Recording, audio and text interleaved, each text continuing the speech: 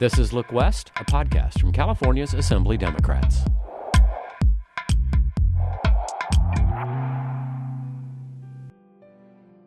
Combating predatory lending has been a long-time goal for many in California and around the country. I'm Pablo Espinosa with Look West. As chair of the Assembly Banking and Finance Committee, Assemblymember Monique Limón drove her bill AB 539 to the governor's desk this year. Many had failed in their attempt to do so for more than a decade. When Gavin Newsom signed the bill into law, he recognized that by saying that Limón had done what couldn't be done in previous legislative sessions, where similar bills, he said, could not even get out of committee, much less make it to any other governor's desk. Assembly Bill 539 sets 36% as the cap on interest rates that lenders can charge consumers on loans between $2,500 and $10,000. Governor Newsom has said that AB 539 sets the tone for the rest of the country to regulate an industry that was due for greater oversight. Assemblymember Limón sat down in the heart of one of the many communities greatly affected by predatory lending with a nationally recognized advocate in the fight for social and economic justice, Reverend Shane Scott. Hi, I'm Monique Limón, California State Assembly member, and you are listening to Look West. We are here today to talk about predatory lending and California's efforts to really address this issue. I have a very special guest with me today, Mr. Reverend Shane Scott. He is the lead pastor of Macedonia Baptist Church in South Central Los Angeles. Reverend Scott is a leading advocate on the fight to combat predatory lending around the country and has been a very important partner to the state of California and the work that we've done in the legislature. How are you?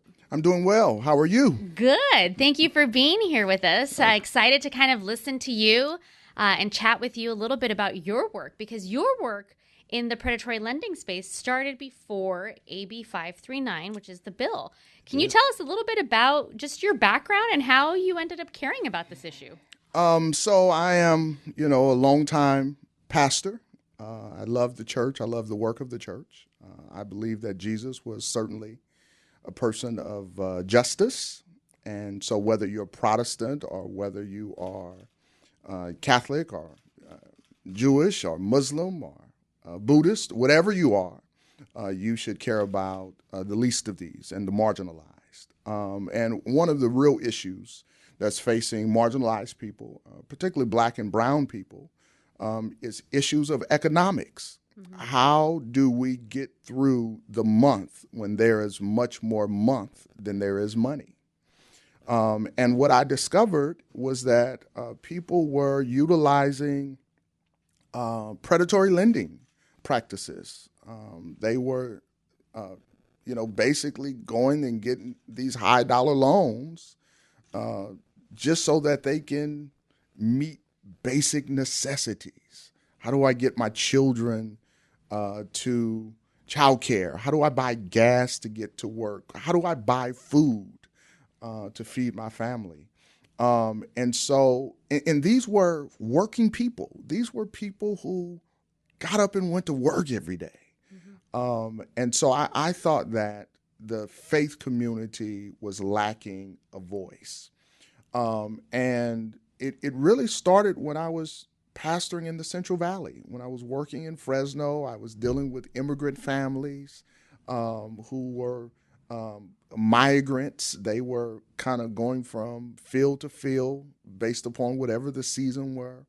But what I discovered was, they would go and get these payday loans, and they would get payday loans to pay back the payday loan. And so I thought that something needed to be done. And so as a result, I started talking about it and preaching about it. And I had a congregant in my church who was a disciple of Cesar Chavez, who said, I think that some other people need to hear about this. And Sal Gonzalez then connected me with Henry Perea, and Henry Perea thought I needed to talk to his father, who Henry was serving in the assembly. His father was serving on the the Board of Supervisors. And so we began this conversation. And then I did some writing about it. And then I came to Los Angeles, and Congresswoman Waters said, I think I read something about you and predatory lending. I am working with the Financial Services Committee. I think you should come to Washington and let's try to work through some more of this. And so that's how I ultimately got married to this issue. Do you have any stories, like one story that sticks out to you of someone who took out one of these loans that had more than a interest rate, triple-digit interest rates, that you are like, this stands out to me? I knew at that moment. I have an absolutely fresh one. Oh. So I've been working on this, right? Yeah. We've been. Yep. I've been working on this probably now 8 years. My mother, who is 62 years old, has worked for one of the major healthcare providers in our state for the last 30 years. December 28th, my mother left my home after Christmas very ill. And I really didn't know how ill she was. What I knew was that my mother wasn't herself. She got on a plane, flew back into Oakland, got off the plane, went straight into the emergency room. A day later, when she is admitted into the hospital, I fly up, I'm there. My mother is preparing to have her foot amputated. And her phone rings, and it is a secondary lender. And I said to her, I said, Mom, what is this about? Why didn't you say anything? I didn't want to bother you. You have your own stuff going on. And I needed to pay a bill. And here it is, she's taken out a $5,000 loan that I ultimately paid $10,000 to get her out of. Ouch. And in a very difficult moment in her time. Very difficult moment. She's in the hospital from December 28th to February 28th, and then in a convalescent home until March. Just unbelievable. And so, it brought up for me fresh emotions, right? And it made me realize that this is an issue that touches so many people. This is not, this is not just subject to people who I refer to as being trifling, or people who just don't have a care in the world. These are people who are trying to do the right thing and don't read the small print. Or sometimes maybe the conditions, right? The circumstance that they're in, say, well, I don't have another choice, and this is what I'll do, even though I don't like the fine print. Yeah, I think so. But I also think that, unfortunately, if, there are some small print. I have a master's degree, working on a doctorate. There's some small print that I still don't understand. I hear you. There's a lot of that. We see it in lots of contracts, and you just look at it and you're like, I hope I understand what this is saying, and I hope I understand the legal ramifications of this. But and we hear that a lot. You're right. This is actually not a matter of whether you've had education or not. There's just language in there that you don't fully understand, especially if it's in fine print, the little writing there that doesn't say, right, by the way, you're going to pay more than 100% interest on this particular loan. Right. It will cost you much more than you actually needed. Yeah. And that's difficult. And that I think speaks also to the problem that we were trying to address. I hear your story, and for the listeners that are listening to us, I think they may not be able to see your face and your reaction, but I think they certainly can hear it in your voice about how personal and deep this is, and what a concern it is. And when it's happening to people we care about, but also to our nearest and dearest, we feel the need to say, hey, something's wrong. We don't want to take an emergency loan off the market, but we certainly don't want it at an interest rate that's 100 or 200 or 150%. Right? I think that's part of what we're trying to address. And certainly AB 539, the bill, tried to address that. Right. And we saw a lot of different versions of that throughout the years. And we landed on this version and a 36% interest rate, which some people still think is actually really high still. And it is really high, right? I mean, it is unthinkable for you and I, who, probably consider ourselves to be middle class or upper middle class. We would never pay 36% interest for anything because we go to work every day, we pay our bills on time, and, we've handled our credit really good. But for the person who has not had the occasion to or the opportunity to pay their bills on time because there's more month than there is money, 36% may be all that they can get. And it is certainly better than 100%, 150, 200%. And in some cases, upwards of 300%, California is leading on this issue, but, you got places like Florida and Texas that's much worse. Yeah, absolutely. Than here. Yeah. When you think about the needs of our community, of our working class community, particularly in the African American and Latino communities, I know that you can probably think of a lot of issue areas that we can focus on. Poverty is real. It's existed for decades. It's structural. It's part of a system we're trying to change. The need for jobs, the access to health care, our education system, so many issues. Where does this issue of predatory lending fall into that? And how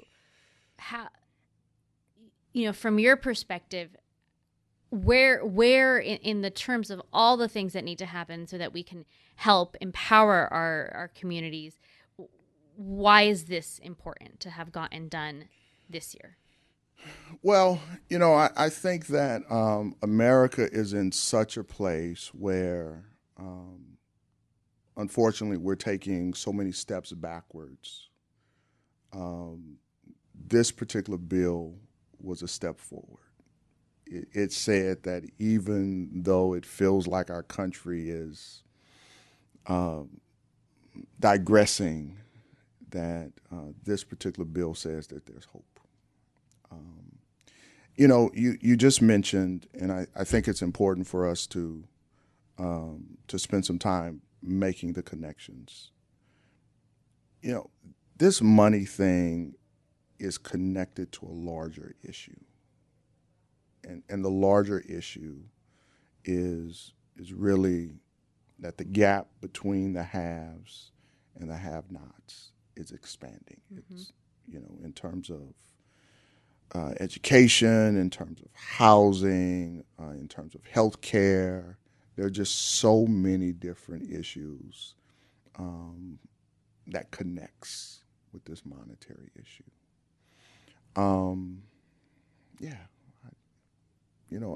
There's just so much more that can be said about it. Yeah. And I think right now we feel good because we got the bill signed, but there were really hard moments in this.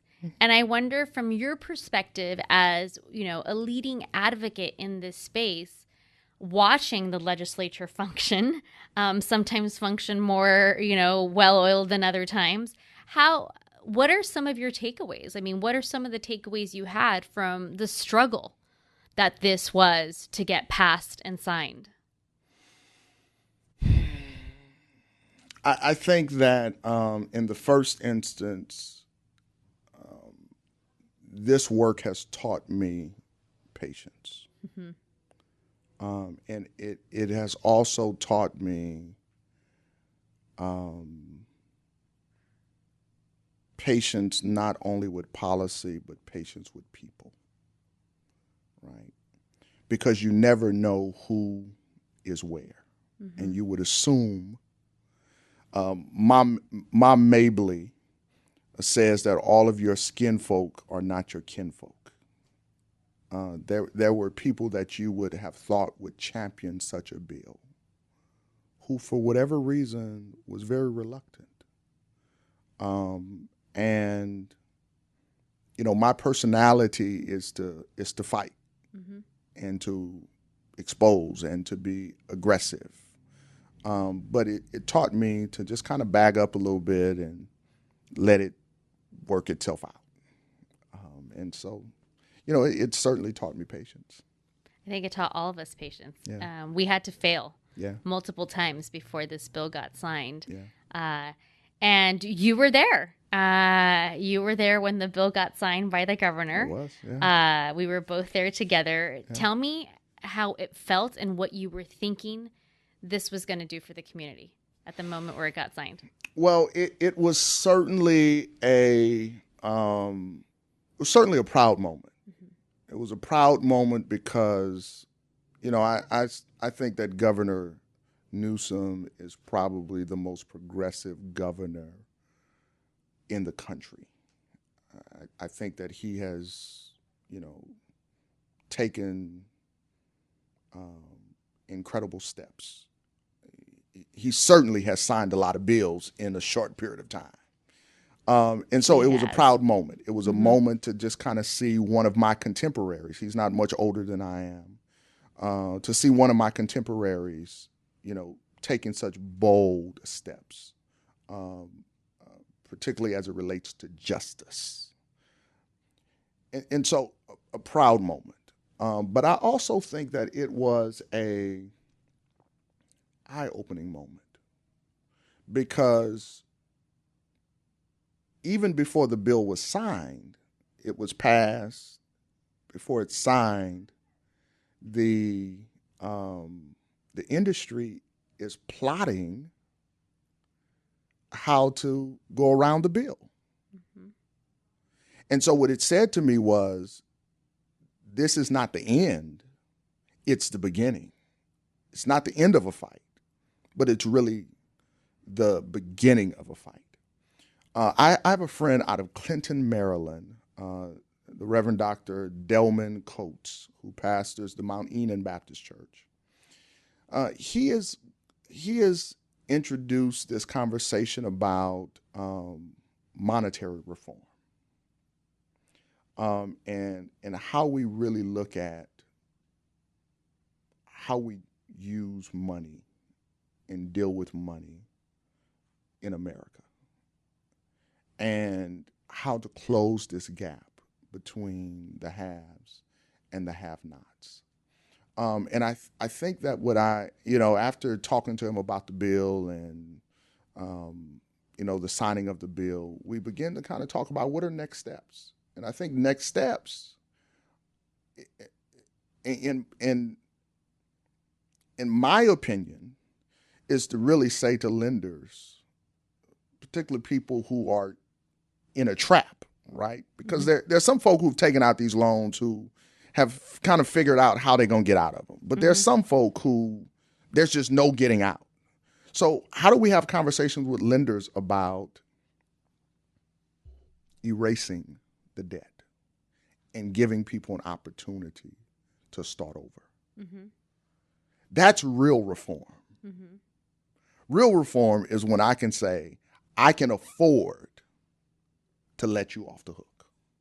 It is. And I think you're right in that prior to the bill even being signed, that there was industry had positioned themselves to say, well, we are actively looking for loopholes to continue to charge everyday consumers more than 100 or 200% interest rate, which is a concern to us. And this year there was an incredible coalition that came together. There were faith-based groups and leaders like yourself. There were veteran groups. There were some of the responsible lenders, governments, different local municipalities. You know, I'm sitting in your office and I'm looking around. I see that you have a picture with, Congresswoman Maxine Waters and, John McCain, who's passed away. Yeah. But, it really also was a bipartisan effort. Mm-hmm. We had both Democrats and Republicans support this kind of work. Mm-hmm. Where do you see, in addition to having to address the fact that we will still have people in debt who need our help, mm-hmm. where do you see this momentum going in the future? Well, before I address that, mm-hmm. let me just say that if the government can bail out big banks, mm-hmm. the government should be able to bail out U.S. citizens. It is unfortunate and ungodly that a bank teller can lose his or her job if their drawer is off by $1, but bank CEOs were able to walk away scot-free after the mortgage crises and other financial mm-hmm. crashes. That's unfortunate. I again agree with my friend Dr. Coates that wins such as AB 539 really leads us to a larger conversation. And that larger conversation is, not only how do we deal with predatory lending in terms of loans, but how do we deal with predatory lending in terms of the mortgage arena, predatory in terms of automobile loans and so on and so forth. So I think it leads us to a larger conversation. Mm-hmm. And then more than that, I think that the faith community has to join. This is not a political issue as much as it is a policy and people issue. Yeah. What we saw this year in the legislature was that it was really about where representatives fell on the issue, not in terms of party lines, because the party lines were invisible because people on both sides of the aisle were voting in favor of this and speaking up in favor of this. And everybody had a different take. I remember being on the floor and having an assembly member representing the San Luis Obispo area talk about usury and what history has taught us about usury. Yeah. The references made in the Bible and others related to usury and saying, hold on, by definition, this is what's happening. And how do we think about this and how do we address it? At some point, we have to stand up and say that this is not okay to take advantage of the people in need and to take advantage of the poor is not consistent where we want to go. Yeah. And if you remember, these kind of loans at one point were not legal. This was loan sharking, right? And so, someone in Watts wouldn't go to a storefront to get this kind of loan. They would go to someone's garage in the back of their house, and somewhere along the lines, we allowed it to become legal for the benefit of the rich and powerful. And that, I think, there's definitely a history there. And you mentioned the term, loan sharks, and that was used a lot. And you're very right.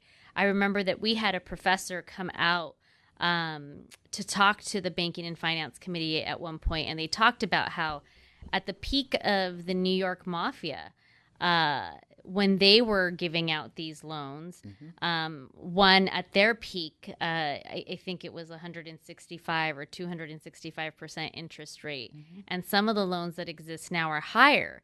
But the difference was that we criminalized it. Right. We made it a crime for individuals to do it. Yeah. And so then the question became of, well, why is it okay for companies or others to do it when if you're an individual, we've made it a crime. And so that's I think part of this complicated history of how did we end up here.